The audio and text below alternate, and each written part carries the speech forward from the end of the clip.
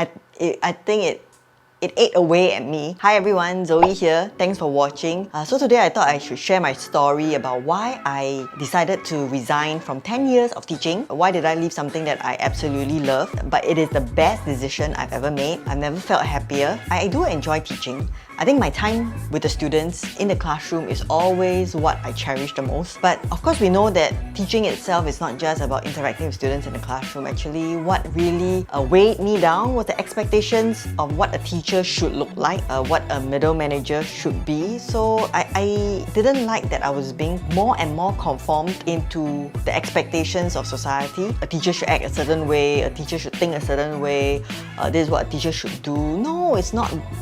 Why should it be that? You know, I have my own opinions. They may not always align. I felt like a circle being squeezed into a square mold. I think after 10 years, it took a toll on my health. It took a toll on my mental well-being as well. I think it came to a certain point of time, I could not do the same thing again and again, year in, year out. I think that's one reason why COVID has really gave me that clarity to disrupt the patterns, disrupt my habits, to know that there are other options out there that I should go and explore and not wait for another 5 years and look back and ask myself where or what have I done for the past 5 years. Have I done the same thing again, year in, year out, unhappy but stable, you know.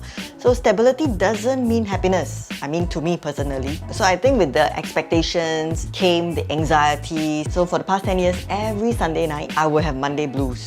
On Sunday night, yes, I will be worried about what will happen tomorrow, etc. And once Monday is over, okay, maybe it gets better. But it's not healthy to always have the blues. I think the blues also happen nearing the end of every vacation, in the middle of every term break. Before the term break even ended or the vacation even ended, before I even landed in Singapore, I'm already worried about, you know, the work that's upcoming. I'm already anxious, I'm already thinking ahead, and I'm just like this very tense up, you know, person. As much as I try to relax, it's very difficult. So I think even for Christmas, I have not enjoyed a Christmas or New Year's Eve because my mind is already racing to the next year already. I am already in the next year. So what Christmas, what New Year's Eve are you talking about? And every time there is a school event that I have to run or I have to speak in front of colleagues, oh, I tell you, I will be a nervous wreck. But of course I don't show it, but the anxiety, you know, usually the night before I will not be able to sleep. I will go there super early. I will already be pacing up and down and making sure everything is okay. And I think I can only sleep after the event is over. So I don't think it's very healthy. 5 years ago, I was actually diagnosed with hypothyroidism. I'm on medication every morning and I have to take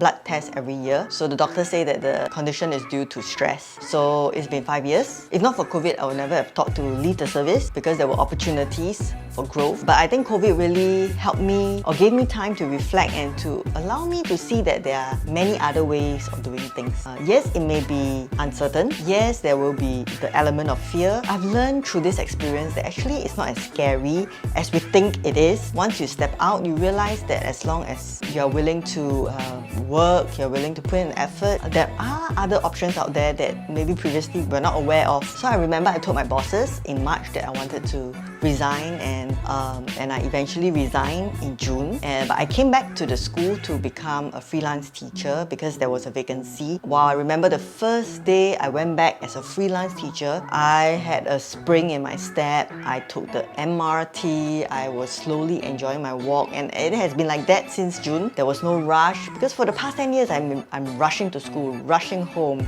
taking the taxi, taking the Grab. I don't think I've taken public transport for more than 20 times, you know.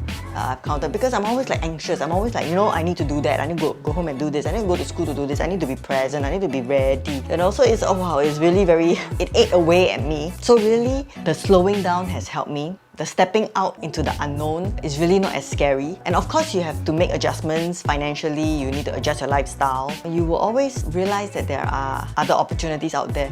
Most importantly, your happiness is really the key. I think I've never been happier that I've made this decision. Most of you would have known that I'm pursuing a real estate career. So taking a freelance approach has also allowed me to explore other options. So I urge you to pursue your happiness. Don't let fear stop you from exploring what's out there, and it's not so scary when you step out. Pursue your happiness at all costs. You are most important. I think your mental health is the most important. If you're happy, you will be able to do many other things, and that is really what I experienced, and I am really very glad to have made this decision. I hope it encourages you to pursue your own happiness as well. Thank you for watching, and I'll see you in the next video.